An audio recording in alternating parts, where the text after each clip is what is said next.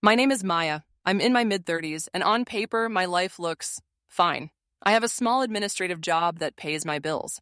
I live alone in a one-bedroom apartment in West Haven. It's quiet, clean, and predictable. The kind of life people call stable when they don't know what else to say. But this story isn't about what my life looks like on paper. It's about the night I stood outside my sister's graduation party, was told I didn't belong there, and how a single sentence I sent afterward made her whole perfect future start to unravel. Before I get to that night, you need to understand how we got there. Growing up, I was the older sister, the easy one, the one who didn't cause problems. Before my sister Jessica was born, my parents used to tell everyone I was mature for my age. They said it with pride back then. It meant I could entertain myself, help with chores, sit quietly at adult dinners without throwing a fit. After Jessica came along, mature started to mean something else. It meant I should understand. I should wait. I should give in. I should not complain. Jessica needed more attention. Jessica was so sensitive. Jessica had so much potential. Here's how it went. If Jessica cried, I was told to share. If Jessica got scared, I was told to be brave. If Jessica failed, I was told to cheer her up. If I succeeded, I was told not to brag, because it might make her feel bad. Slowly, quietly, I learned a rule that no one said out loud. My feelings were optional. Hers were urgent. When I was 11, I won a small writing competition at school. They printed my story in this flimsy little booklet. It wasn't a big deal to the world, but to me, it meant everything. I remember walking into the kitchen holding that booklet like it was a trophy. "Mom, look," I said. "They picked my story. I got first place." My mother smiled, took it from me, flipped through it so fast she couldn't have read a single word, and said, "That's nice, honey.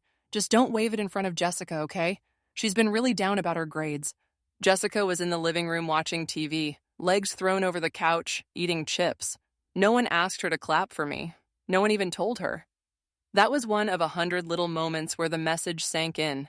My job was not to shine. My job was to make sure Jessica's light never felt dim. As we got older, that pattern didn't change. It just upgraded. By the time Jessica was ready for college, I was already working. Nothing glamorous, office admin, answering emails, scheduling, the kind of job where you know if you quit, they'd replace you in a week. But it was steady.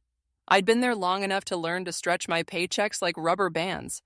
When Jessica started talking about college, it was like a family project. My parents made mood boards in their heads.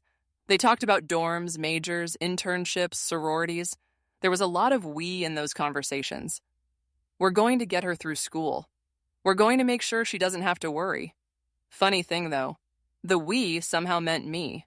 They never sat me down and said, "Maya, will you help?" They didn't have to. They used their favorite trick instead.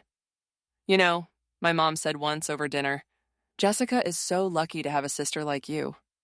My dad nodded, like they'd rehearsed it. "You're just better with money anyway. You're so responsible. We're not as organized as you for these things." There it was. The compliment that wasn't really a compliment at all. The setup for an expectation. So I helped. At first it was little things. A textbook here, a security deposit there. Then part of her rent. Then most of her rent. Then the electricity bill, the internet, the phone plan. Just until we get through this semester. They never asked for exact numbers. They never wanted to know how much it took out of me. They just assumed I'd cover whatever needed to be covered. On the outside, my parents bragged about Jessica being independent and driven. Inside my inbox, I got messages like, "Hey, sweetheart, Jessica's rent is due on the 3rd, just a reminder." Or, "Her card got declined for her books. Can you spot her for now?" Jessica rarely mentioned it. She didn't say thank you. She didn't ask if it was okay. The money just flowed from my account into the life she was building, and everyone acted like it appeared from nowhere. I learned to separate my feelings from my actions. That's what responsible adults do, right? That's what I told myself when I skipped buying a new pair of winter boots so she could pay for a campus parking pass.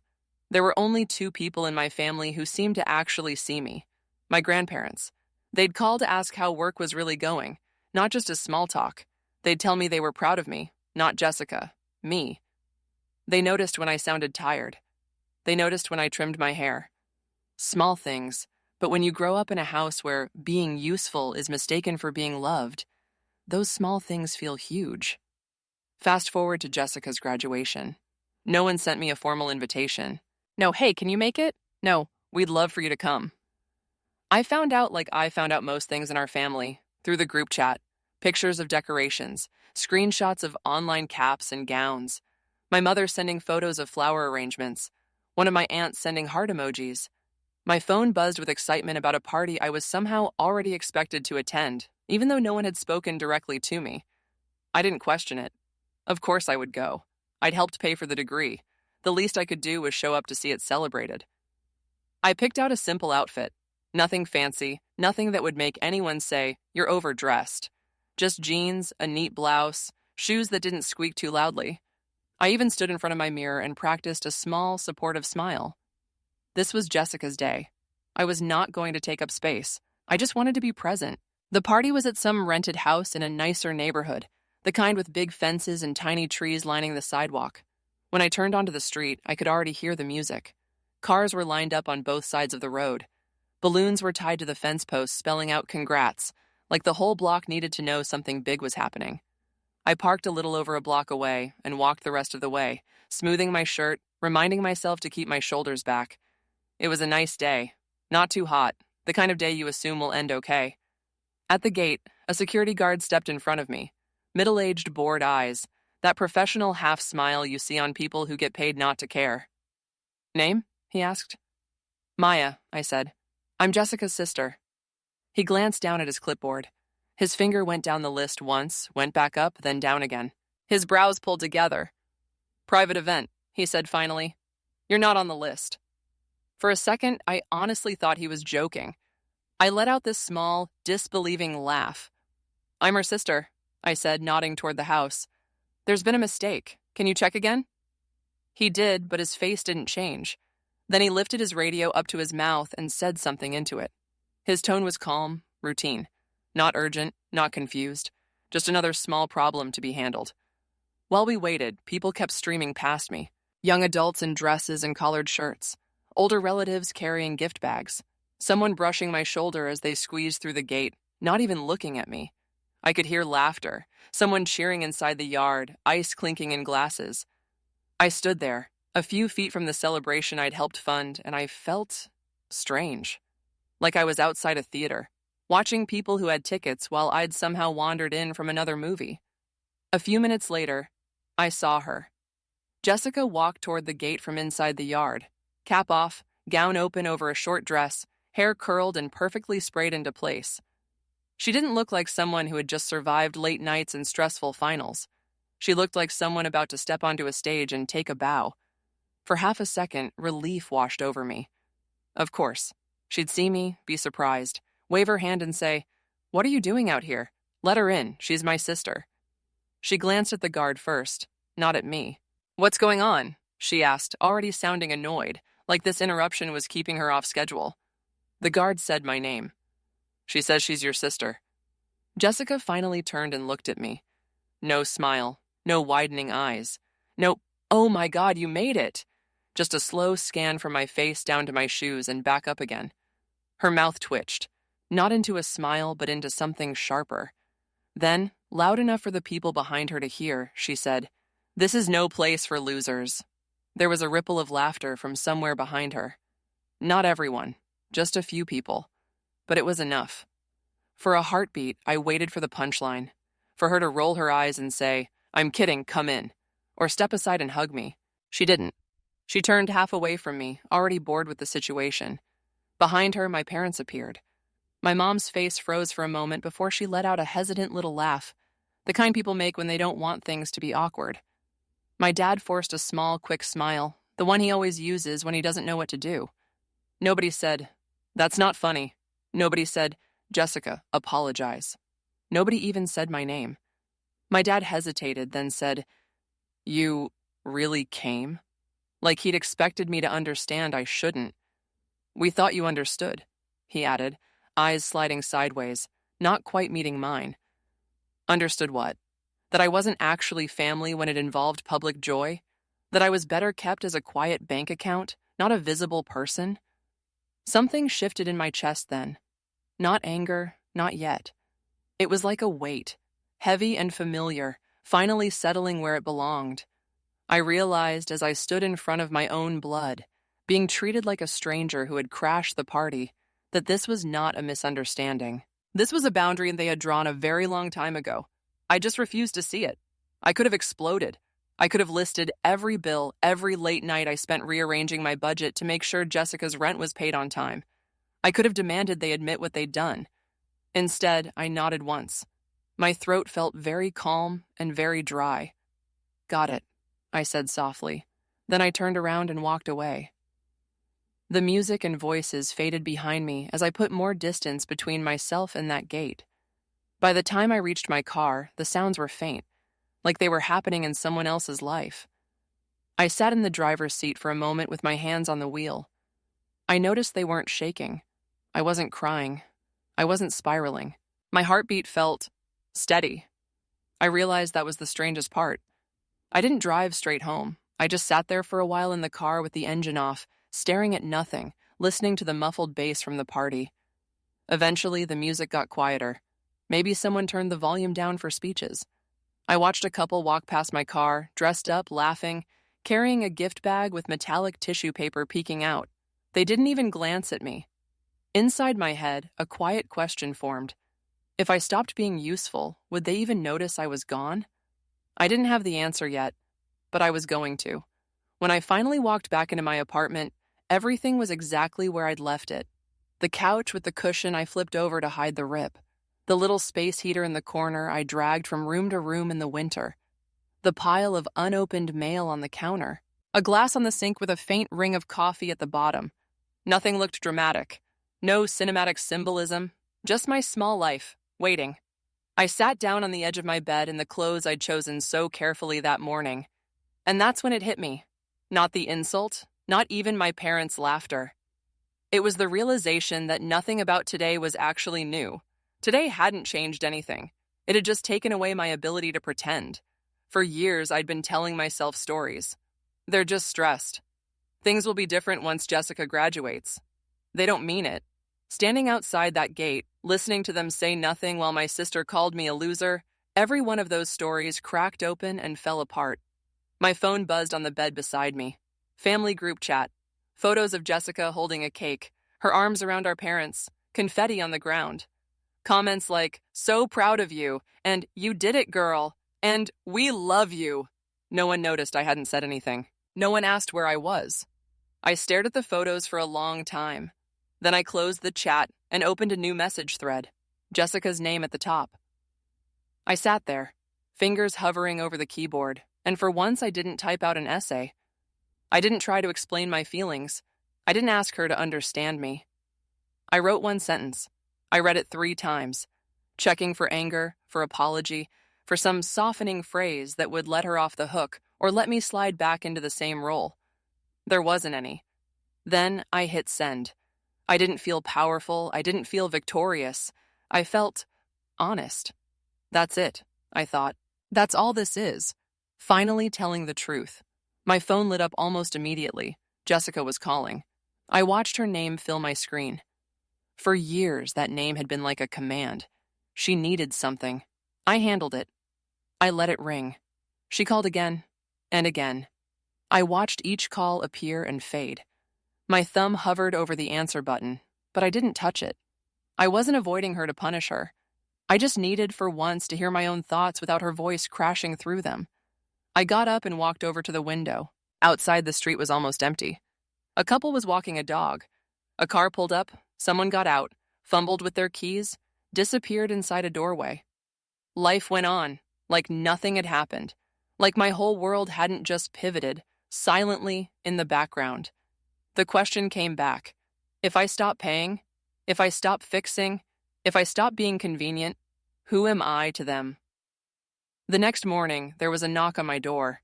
It wasn't the calm, steady knock of a neighbor. It was fast, uneven, like the person on the other side wasn't sure if they wanted to argue or beg. I looked down at myself. Old sweater, sweatpants, hair not brushed, a mug of cold coffee in my hand. For a brief second, I wondered if she, because I knew it was her, would notice how small my place really was. How it didn't match the version of me she'd built in her stories. The stable older sister with extra money. I opened the door. Jessica stood there in yesterday's dress, the one she'd worn to the party. The fabric was creased now, makeup smudged slightly under her eyes. She didn't look like the confident girl from the pictures. She looked tired and scared. "Can we talk?" she asked, not waiting for an answer before walking past me and dropping onto my couch like she owned it. She crossed her arms, then uncrossed them, picking at a loose thread on a cushion. Finally, she looked up. "I can't afford this," she said. "No hello, no how are you. You can't just do this out of nowhere." I leaned against the counter and watched her. I noticed the way her voice cracked slightly when she said the word afford. I noticed the way her eyes flicked around my apartment, taking in the chipped mug, the worn rug, the old heater. "Do what?" I asked quietly. "Cut me off," she snapped. "You can't just suddenly stop. You should have talked to me first. You should have told me you were upset." "I did," I said. She scoffed. "Yesterday? At the gate? Come on, Maya. You always get so sensitive. It wasn't that serious." There it was. The script. Dismiss, minimize, move on. If I was hurt, I was overreacting. If I was angry, I was dramatic. "You called me a loser," I said. In front of everyone. Oh my God, it was a joke. I let the words hang in the air. My phone buzzed on the counter. An unknown number. I ignored it. Another buzz. Voicemail. "A joke," I repeated. "Was that funny to you?" She rolled her eyes. "You helped me because you like control. You like feeling important. You always make everything about you. That's why I said what I said. You want credit for everything. You want everyone to know you're the generous big sister. Maybe if you didn't try so hard to be the hero, I wouldn't have to knock you down a peg." I listened. Really listened. It was like she'd taken every sacrifice I'd made, twisted it, and thrown it back at me. When she finally stopped, I nodded. "Are you done?" I asked. She frowned. "What is that supposed to mean?" "It means," I said, "if you really believe I only helped you to control you, then you should be happy. Because now you get to pay for yourself. Total freedom. No control from me." For the first time that morning, she went silent. My phone buzzed again. I glanced at it. Voicemail notification. I picked it up, hit play, and set it down on the coffee table between us. My grandmother's voice filled the room. "Hi, sweetie. It's Grandma," she said. Her tone was soft but steady. "We heard what happened yesterday. Your mom mentioned the party, but somehow forgot to say that we weren't invited either. I guess your grandfather ruins the mood too much. That's what she told him once. I just want you to know, Jessica's words were cruel, and your parents should have stopped her." Their silence was worse. "We're proud of you, Maya. Proud of you for finally standing up for yourself. If it's okay, Grandpa and I might stop by later with coffee. We'd like to see you." The message ended. I watched Jessica's face as she stared at the phone. Whatever anger she'd walked in with drained away, leaving something closer to shame. "They weren't invited?" I asked quietly. She looked down at her hands. Mom said, "Grandpa always complains. She didn't want drama. She wanted it to be a happy day." "He paid for Dad's first car," I said, "and for a big chunk of Mom's medical bills when she got sick. He ruins the mood, but his money didn't, right?" Jessica didn't argue. She didn't have to. The hypocrisy was sitting right there on the table with us. After a while, she stood up, grabbing her bag. "I have to study," she muttered, like she'd rehearsed the line. "Let me know when you're done being like this." She slipped out the door without saying goodbye, without looking back. The echo of the closing door felt different this time. An hour later, there was another knock. This one was slow, familiar. My grandparents' car was parked out front, the same slightly dented, reliable car they'd had for years. I opened the door to see my grandmother holding a cardboard drink carrier with coffees, and my grandfather carrying a small box of pastries from a cheap bakery we all loved when I was a kid. "Thought you might like some company," Grandma said, smiling in that way that always made me feel 10 again, safe and small, but not invisible. They came in, sat at my tiny kitchen table like it was any other Friday afternoon. We didn't talk about the party at first. We talked about work, about the strange neighbors in their building, about how fast time goes when you're not paying attention. Normal things. Gentle things. Eventually, Grandpa put his cup down, looked me in the eye, and said, "You know, honey, you don't owe anyone your silence. Not us, not your parents, not your sister. You have every right to say enough. You waiting this long. That's the only thing I'd call a mistake." Grandma covered my hand with hers. We're proud of you, she said again. Not for paying, not for enduring. Proud of me for stopping. After they left, the apartment felt different. Not bigger, not nicer, just clearer. Later that day, my phone buzzed again. This time, it was a name I hadn't expected to see. Megan. Megan was one of Jessica's close friends. The kind of friend who was always in the background of photos, always tagged in late-night party pictures. "Can I come over?" she'd texted. An hour later, she was sitting in my living room, perched on the edge of the same couch Jessica had been on. She was holding a Tupperware container awkwardly, like she felt she should bring something but didn't know what. "I didn't know they wouldn't let you in," she said in a rush. "I thought you were inside already." And when Jessica said that thing at the gate, I laughed. Not because it was funny, because everyone else was laughing, and I didn't know what else to do. I nodded. I get it. It's easier to join in than to be the one person who says, "This is wrong." She swallowed hard, then pulled out her phone. "There's something you should see," she said. She opened a group chat. I recognized some of the names. Jessica, a couple of friends I'd met once in passing, a few new ones. The chat went back months. She started scrolling. Messages flashed past, inside jokes, complaints about professors, gossip about classmates. And then, woven into all that, there was me. "Jessica, rent's covered again this month, big sis to the rescue." Friend, "You're so spoiled, OMG." Jessica, "Please, she lives for this. Gives her purpose. She's obsessed with helping." Another message. "She'll always show up even if no one invites her. Watch." And then the one that made my stomach turn, not with surprise but with recognition. "She pays my rent and still gets treated like garbage. Loser." A string of laughing emojis followed. I stared at the screen. My heartbeat didn't race. My face didn't get hot. I didn't feel that sharp, dizzy rage you might expect. What I felt was confirmation. Documented evidence that the thing I'd been sensing for years was real. I wasn't crazy. I wasn't too sensitive. I was being used and mocked for it. "Can you show this to your mom?" Megan asked quietly. "Or to whoever needs to see it. I should have said something sooner. I'm sorry." I nodded. "Thank you," I said. And I meant it. That evening, I opened the family group chat. I didn't type a speech. I didn't write a single word. I just dropped the screenshot. The message from Jessica, the laughing reactions, the whole ugly truth frozen in one image. People saw it. I watched the scene indicators pop up, one after another. My mother, my father, aunts, uncles, cousins. Silence. After a few minutes, one notification appeared. Aunt Linda left the group. That was it. No explanation, no apology, no outrage. Just quiet. I didn't wait for more. I put my phone in my pocket, grabbed my keys, and drove to my parents' house. When my mom opened the door, her face looked like she hadn't slept. My dad was in the living room, sitting on the edge of the couch, hands clasped, staring at the coffee table like it had answers written on it. "Come in," my mother said weakly.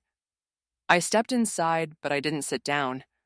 I didn't want to sink into one of the chairs where I'd spent years twisting my hands in my lap, trying to explain myself only to be told I was too emotional. "Where's Jessica?" I asked.